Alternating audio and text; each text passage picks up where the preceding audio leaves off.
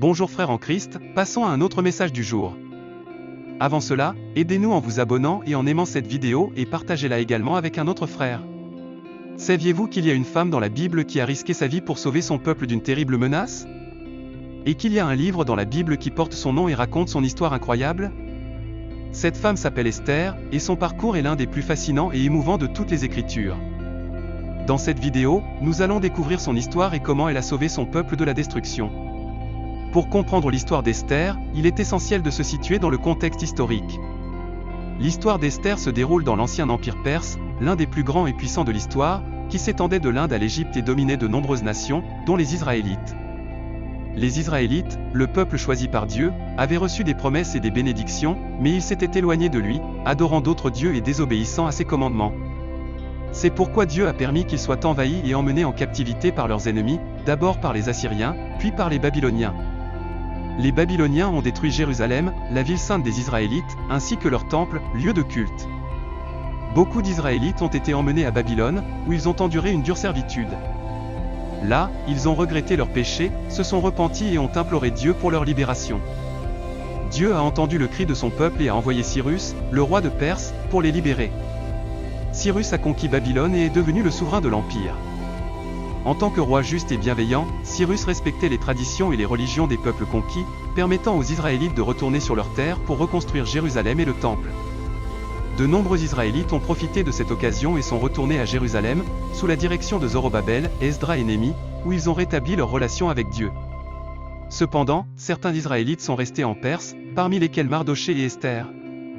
Mardoché, un juif descendant de la tribu de Benjamin, vivait à Suse, la capitale de la Perse, et travaillait à la cour du roi. Il était fidèle à Dieu et à son peuple, suivant les lois et les traditions de ses ancêtres. Esther, sa cousine, qu'il avait adoptée comme fille car elle était orpheline, était une jeune femme juive d'une grande beauté et grâce, également fidèle à Dieu et à son peuple. Esther avait un secret connu seulement de Mardoché, son vrai nom était Hadassa, qui signifie « myrte », une plante aromatique. Esther était son nom perse, qui signifie « étoile ». Elle cachait son identité juive, car les Juifs étaient alors un peuple méprisé et persécuté. Ainsi, nous avons les personnages principaux de l'histoire, Mardoché et Esther, deux Juifs vivant en Perse sous le règne d'Assuéru, successeur de Cyrus. Assuéru était un roi puissant et orgueilleux, gouvernant 127 provinces, de l'Inde à l'Éthiopie. Bien qu'il fût capricieux et souvent cruel, ignorant et ne craignant pas Dieu, il allait devenir l'instrument d'une conspiration contre les Juifs. Un jour, le roi Assuéru organisa une grande fête pour montrer sa richesse et sa gloire. Cette célébration dura 180 jours et comptait parmi ses invités les princes, gouverneurs et nobles des 127 provinces. Après cet événement, le roi organisa une autre fête pour tout le peuple de Suse, du plus grand au plus humble, durant 7 jours dans la cour du palais royal, décorée de rideaux aux couleurs vives et de coupes en or. Pendant ce temps, la reine Vashti organisait une fête pour les femmes dans le palais.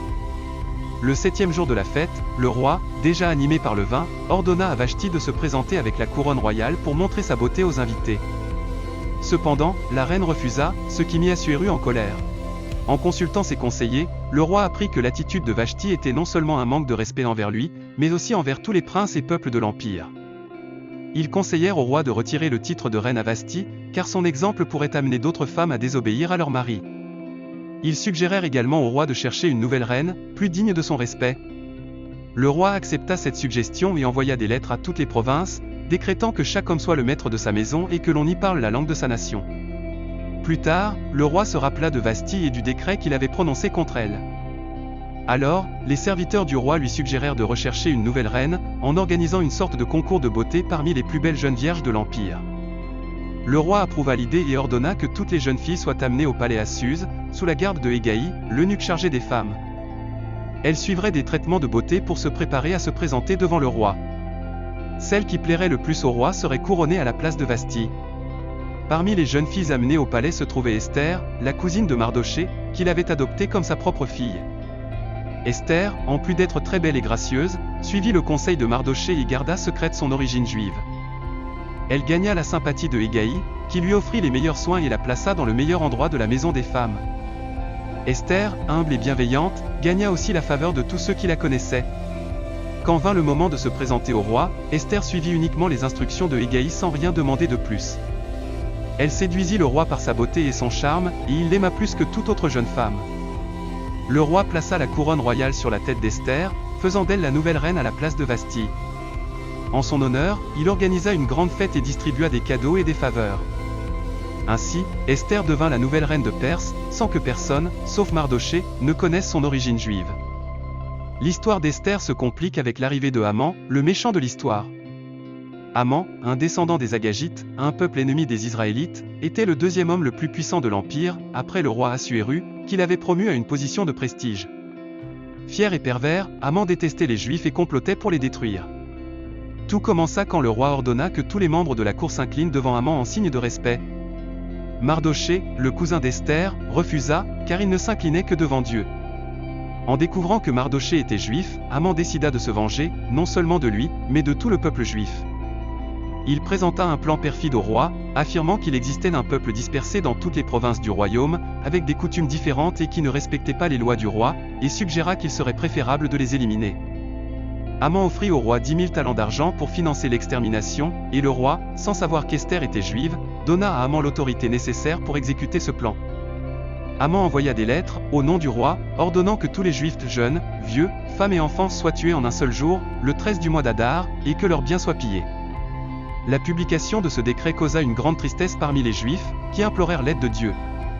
En apprenant ce qui se passait, Mardochée se vêtit de sacs et de cendres et alla sur la place devant le palais, en pleurant à haute voix. Esther, qui ignorait la situation dans le palais, envoya quelqu'un demander à Mardochée ce qui se passait. Il lui raconta tout et lui envoya une copie du décret, lui demandant d'intercéder auprès du roi pour son peuple. Esther hésita, car elle savait que quiconque se présentait devant le roi sans y être appelé était condamné à mort, sauf si le roi étendait son sceptre d'or. Mardochée lui rappela que si elle restait silencieuse, la libération des Juifs viendrait d'ailleurs, mais qu'elle et la maison de son père périraient. Il lui suggéra aussi qu'elle était peut-être devenue reine précisément pour ce moment. Esther, émue, demanda à tous les Juifs de jeûner pour elle pendant 3 jours. Elle et ses servantes jeûneraient également, et ensuite, Esther se présenterait devant le roi, bien que ce fût contre la loi. Elle déclara, « Si je dois périr, que je périsse. » Ainsi, Esther et Mardochée élaborèrent un plan pour annuler le décret de Haman et sauver leur peuple. Les amis de Haman et sa femme Zeresh lui suggérèrent de construire une potence de 50 coudées de hauteur pour que, le lendemain matin, il demande au roi de faire pendre Mardochée, puis aille joyeusement au banquet avec le roi.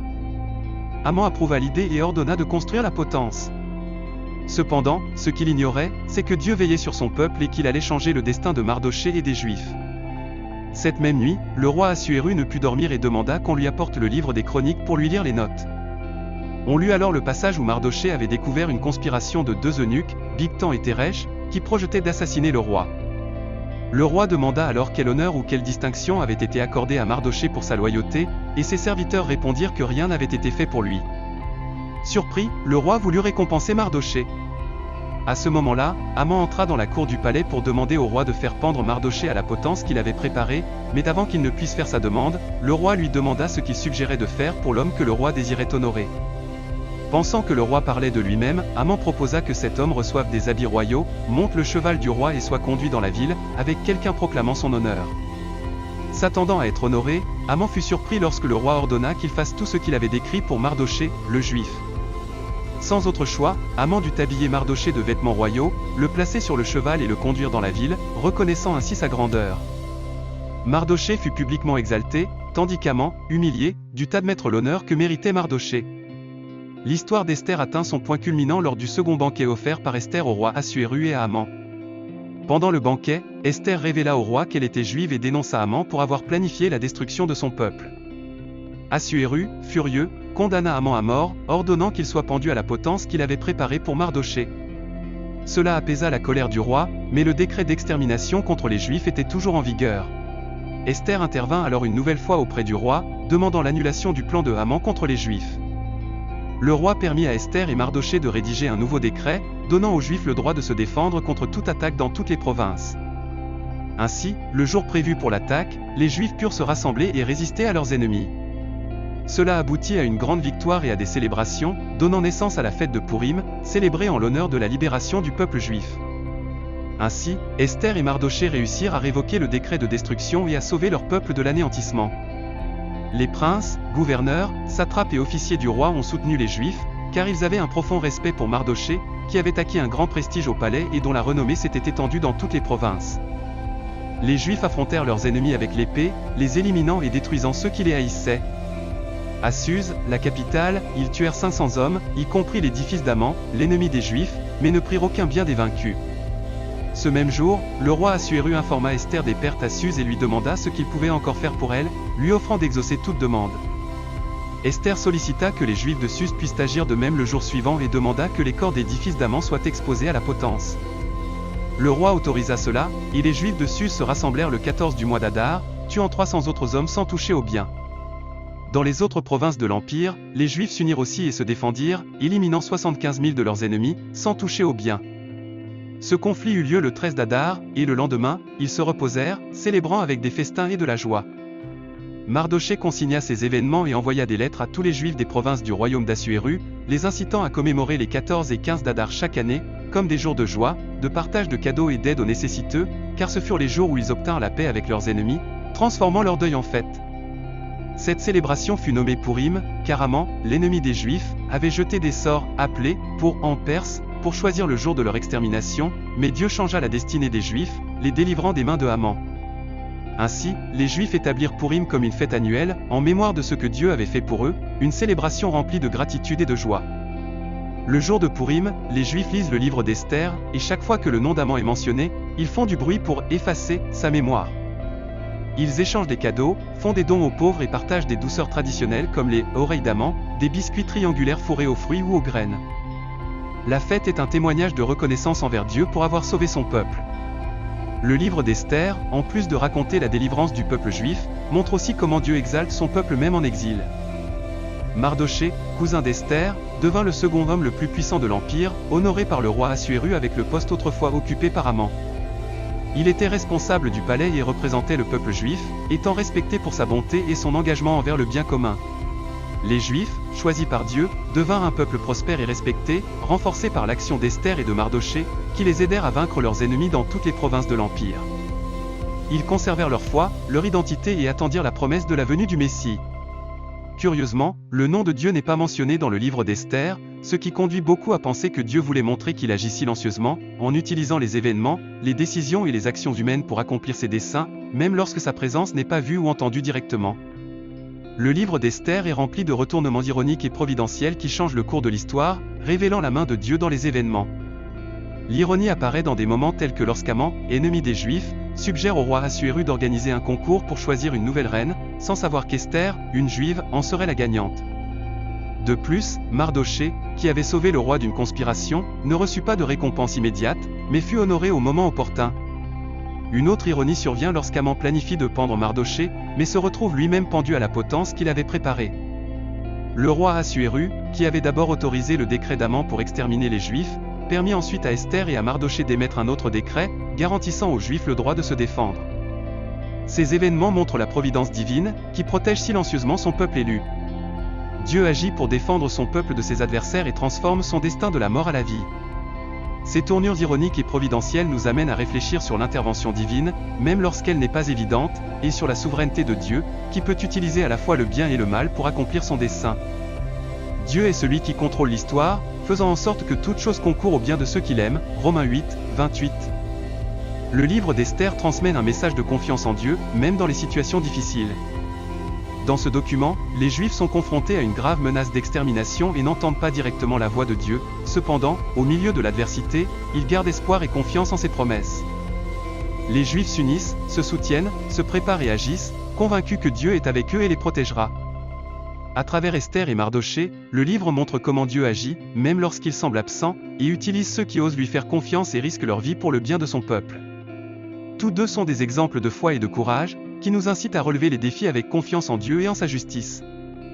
Esther et Mardochée nous apprennent à dire « Si je péris, que je périsse », mais à ne pas cesser de faire confiance à Dieu. Esther 4, 16.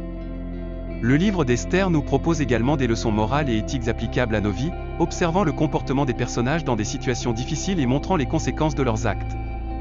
Il nous invite à réfléchir sur nos valeurs et nos décisions à la lumière de la parole de Dieu, nous mettant au défi de vivre conformément à sa volonté et d'être fidèles à lui et à notre peuple. Parmi les leçons que nous pouvons tirer du livre d'Esther, on trouve les suivantes. Premièrement, l'orgueil et la méchanceté reçoivent leur juste rétribution. Haman, qui se croyait supérieur et projetait d'exterminer Mardochée et les Juifs, finit par être humilié et pendu à la potence qu'il avait préparée pour son ennemi. Dieu résiste aux orgueilleux, mais il accorde sa grâce aux humbles, Jacques 4, 6. Deuxièmement, la fidélité et la gentillesse sont larges mènes. Ce sont là quelques leçons morales et éthiques que nous offre le livre d'Esther, bien qu'il y en ait bien d'autres.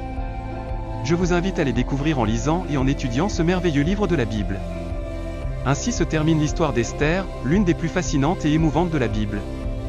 Cela nous enseigne que Dieu a un dessein pour chacun de nous et que, à travers nous, il accomplit sa volonté. Cela nous montre que Dieu contrôle tout et qu'il peut transformer les circonstances les plus défavorables en faveur de ceux qu'il aime.